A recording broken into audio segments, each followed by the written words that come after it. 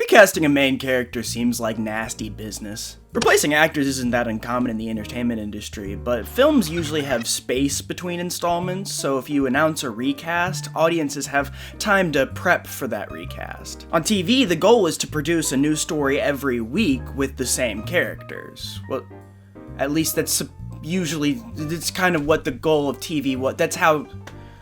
For this video, that's the goal of TV.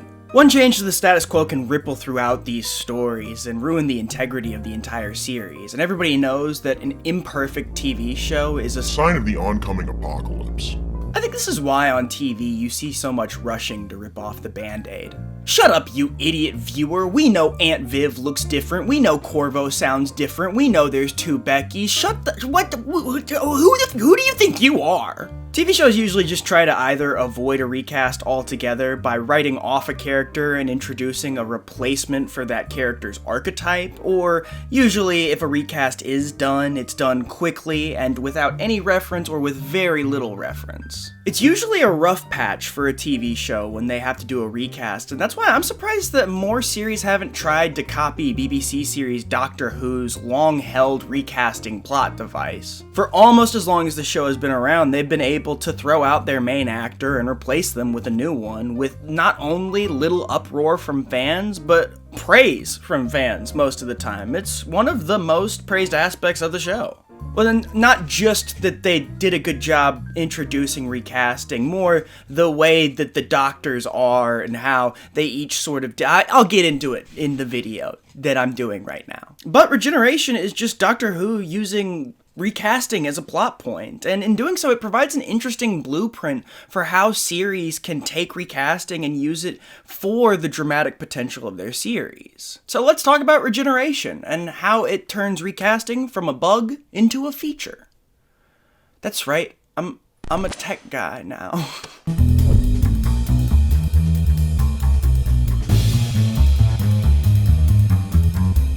If you're unaware, or even worse, somebody has lied to you about the show, Doctor Who is a series about a time-traveling genius named the Doctor that started in 1963. It was only 3 years after the premiere that the titular Doctor had to be recast for the first time, and thus the concept of regeneration was introduced, or as it was called at the time, rejuvenation. As he's dying, the first Doctor, played by William Hartnell, saves himself by morphing into the form of the second Doctor, Patrick Troughton, the actor who would be taking over. From then on, it was one of the Doctor's established abilities and the way that the show would go about its recasts until it drew to a close in 1989. Then in 2005, bang! The show's back. Except it's not. This is a newer, cooler, more modern Doctor Who. This Doctor wears a leather jacket and kisses. Wow! The 2005 series of the show was tasked with introducing Doctor Who to a modern audience. So it had to find a way to fit all that campy sci-fi stuff into a more modern, extreme, early 2000s package. It was supposed to be a new thing and a better jumping on point for this audience, which is why when, at the end of the first season, Christopher Eccleston, who was cast as the Doctor, decided to leave, Russell T Davies was met with the unfortunate circumstance of having to already introduce a new audience to the concept of regeneration. Rather than play it safe for the new show and make sure that everything was as easy as possible for a new viewer, Davies leaned into the fact that it was a rather odd thing for a show to do. He uses the audience surrogate, Rose, who is the Doctor's companion and love interest, to help redefine what this change means for the show and for the character. The regeneration happens on board the Doctor's time machine, the TARDIS. Here, the Doctor seems sad, lamenting, "I was gonna take you to so many places," which gives both Rose and the audience the idea that he's probably about to die. As he continues, though, the Doctor reveals that he's saving himself, but it means he's gonna change, and he's not gonna see her again. The Doctor seems brave, and he's letting Rose and the audience know that this is not a strange thing for him. It's probably not the first time he's done it. But the weight of how he's saying it, what he's doing, the delivery of everything, makes you feel like it's not just a simple change of face. The Doctor is sad in his speech that his time with Rose is up. Whatever comes next is not going to be the same. It's almost a strange tactic, introducing this regeneration as this massive change, and before Rose or the audience even have time to process what he's saying, he explodes. Then he's David Tennant, and he sends the TARDIS hurtling back towards Earth so that he can sleep off the rest of the episode. The time when he's asleep gives Rose time to contemplate the change, and how much she doesn't like it. She sees it as a betrayal, saying that the old Doctor, the proper Doctor, he'd wake up, he'd save us.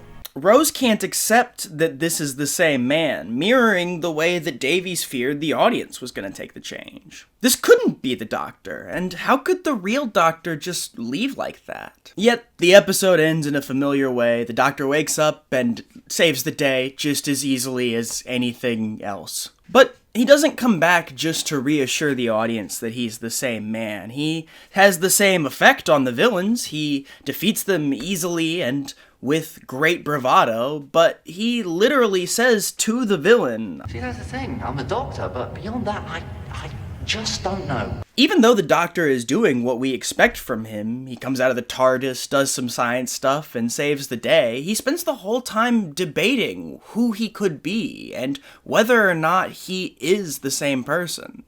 He's no longer who he was to Rose or to the audience, and now it's something that everybody, including him, is gonna have to get used to. But at the end of the day, the big things will always be the Doctor. With that first regeneration in the new era out of the way, one might expect the show would just be like, okay, so that's the status quo. The Doctor changes, and it's fine. But even though the audience now knows what regeneration is and has time to get used to the concept, when it comes time for David Tennant to regenerate, there was still a lot of stuff that was kind of left lingering by the last regeneration, implications made by the Doctor about how the change affects him. And the show doesn't shy away from these implications. In fact, it leans into them and tells us more about how the regeneration affects the Doctor. There was more build-up, too. During the series finale of what would be David Tennant's final full series as the Doctor and Rose are faced with another impending regeneration. And you might expect Rose to be comfortable with the change now because she saw it happen,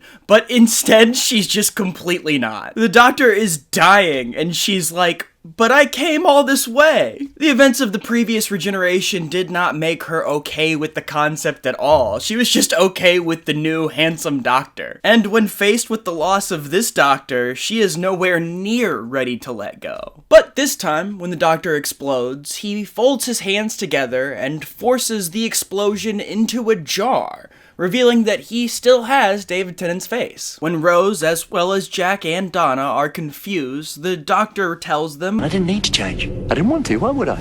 Look at me."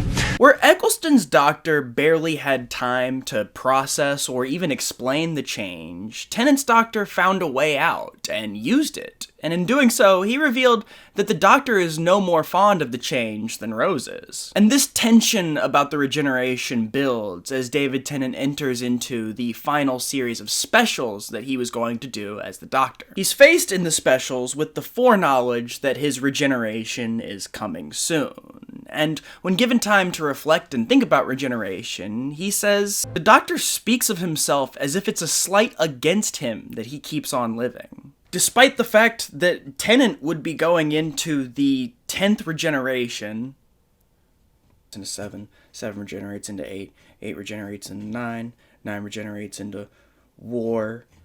War regenerates into 9. 9 regenerates into 10. 10 regenerates into 10. Despite the fact that he's been through many regenerations at this point, he still has trouble letting go. And who could blame him? He has to let go of everything he is, all at once, often without wanting to. Over and over again. And this time, with nobody he has to prep or console about the upcoming change, all he says is, "I don't want to go." Tennant's last line as the Doctor sets up an interesting conversation for his successor. Matt Smith's incarnation of the Doctor pokes fun at the fact that David Tennant said that at the end of his run by saying that he had vanity problems at the time. But we learn at the end of Smith's run that the Doctor thinks he's out of regeneration, that he has no more left, because in the beginning, the Doctor was given 13 regenerations, and he used them all up. So Smith's Doctor never has to consider the change, and by the end of his run, he seems content with being the last incarnation of the Doctor. However, when a last-minute save by the Gallifreyans allows the Doctor to regenerate again, Smith quickly goes from happy at the prospect of having a new lease on life to once again sad that he's about to lose this one. It all just disappears, doesn't it? Everything you are gone in a moment, like breath on a mirror. But he's not alone this time. He's once again joined by a companion, Clara. And as Smith sends himself off as the Doctor, he does seem more content than Tennant was with the regeneration. And it's interesting that this version of the Doctor, who's content with the change, who says, I will always remember when the Doctor was me, is met with, Please don't change. But then Matt Smith leans back into the face of Peter Capaldi. And once again, we watch a companion reel from the change. However, where Rose had her family to sort of help her process the change, Clara has the Doctor's friends, who seem a lot more comfortable with the change. So when Clara, like Rose before her, begins to question the change and almost resent it, she's challenged by Madame Vastra. Vastra tells Clara that she's upset because he looked like your dashing young gentleman friend, your lover even. We learned that the Doctor had some, albeit subconscious, control over the change, and that he looked young for everyone to be accepted. Finally, she drives home that he trusted you. Are you judging him? Through Vastra, we learned that the change is not the only thing that affects the Doctor. It's how the people around him, his friends, react to the change. Part of why he has trouble handling regeneration is because he worries about the change affecting how his friends are able to see him. Or, put simply by Vastra, he is lost in the ruin of himself. But unlike with Tennant, where we got to watch him nap and then save the day, we actually get to see Capaldi process the change as well. Why did I choose this face? It's like I'm trying to tell myself something. It's the first time in the series that the viewer really gets to experience the change from the perspective of the new Doctor. Capaldi's Doctor is worried about being able to hold on to himself and being able to maintain who he thinks the Doctor should be as he changes. You have replaced every piece of yourself, mechanical and organic, time and time again. There's not a trace of the original you left. You probably can't even remember where you got that face from. He doesn't just fear the loss of the previous life, the specific incarnation, but he fears the loss of all that he is every time he changes. He's scared of losing sight of what's important to him in his attempt to keep moving forward, and his fears only worsened by the fact that You look at me and you can't see me.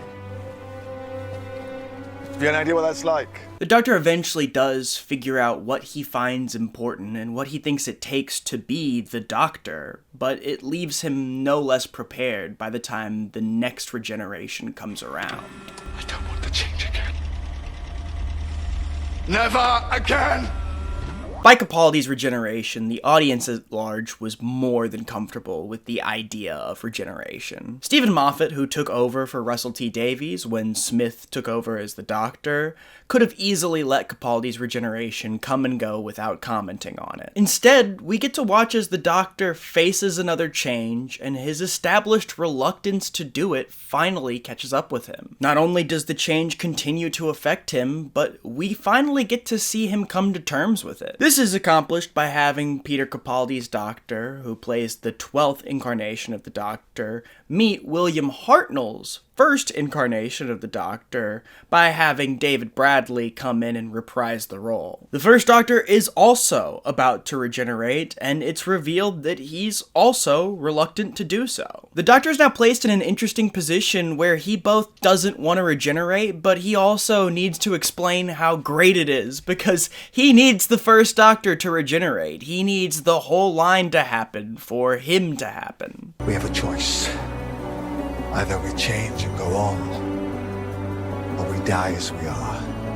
And while Capaldi progresses through the episode, trying speech after speech to justify that he has earned the chance to rest and he has earned the chance to no longer change, the first Doctor echoes the sentiment that we've been hearing throughout the modern version of the show. I'm afraid, very, very afraid. I don't normally admit that to anyone else. It's not that the Doctor really is just tired of life or resentful of regeneration or change. He's scared. He fears having to let himself go in that way, the same way his companions do and the same way the audience does. And when Capaldi's Doctor finally has no other options but to regenerate or die, he says, Well, I suppose one more lifetime won't kill anyone. Well, except me, Doctor. I let you go. It's interesting to me to hear people talk about regeneration in Doctor Who. By the time of Capaldi's regeneration, a lot of fans had grown bitter with the fact that they had become these melodramatic spectacles, and they wanted it to sort of move away from that. Jodie Whittaker gets a much more short and sweet regeneration, and I think it proves the point well that those work, because it's great. But I also think that her understated performance works because we got to see the Doctor come to terms with regeneration. And then after her regeneration, a bunch of crazy stuff happens, so we don't really know how he's going to face this next regeneration yet. I'll admit, it can pull me a little bit out of the regeneration when it feels like it's more of an era of the show behind the scenes saying goodbye than it is a version of the Doctor saying goodbye, but still, I think that they work as melodramatic. It's taken me looking through all of them to realize that they sort of need to be that way, at least to continue on from where they started. The first regeneration tells us that the Doctor changing is not to be taken lightly, and the second one shows us that even he doesn't take it lightly. The third one explores how this reaction is because of the reaction of the people around him, and the way that he views himself and views his ability to hang on to himself, reflecting the way that the audience and the showrunners fear the change might take the show in a direction they don't like. And this leaves the fourth regeneration story to say that, yeah, it does kind of suck when somebody has to leave, and that it's okay for it to suck a little bit, and to be sad that you have to move on, but only if you're ready to move into the next era with an open mind. Not only that, but the characters and stories are deepened by these regeneration stories. Doctor Who gets enriched by its recasting process in a way that not a lot of other properties have managed to replicate. Sure, James Bond has just as much change, but the change of actor is never factored into the story beyond theories by fans that it's a code name or that they're all in the same universe. It's not something that the actual property ever really capitalizes on. I can't think of a lot of stories that do get affected by recasting, other than that one era in Wizards of Waverly Place where Max is a little girl for a little while. But even then, that wasn't really a recast. That was just like a brief intermission. Well, I was a recast, though, I guess. But it was also a Disney Channel show. I'm not sure how much it enriched the story. I don't know, it just seems weird to me that it's not something that's copied a lot, because it seems like it should be easy to rip off. Perhaps people think that writing the idea of your recast into the story is something that only Doctor Who can pull off, but I think copycats could really, really work on it. Plenty of stories out there have devices in the stories that would allow recasts to have similar emotional consequences. Maybe if some other property can crack it, they'll also show that recasting can be used in exactly the same way that Doctor Who has continued to use it to its advantage. Okay, I'm done. And now, I'll regenerate into David Tennant. See you guys when I'm irresistible and British.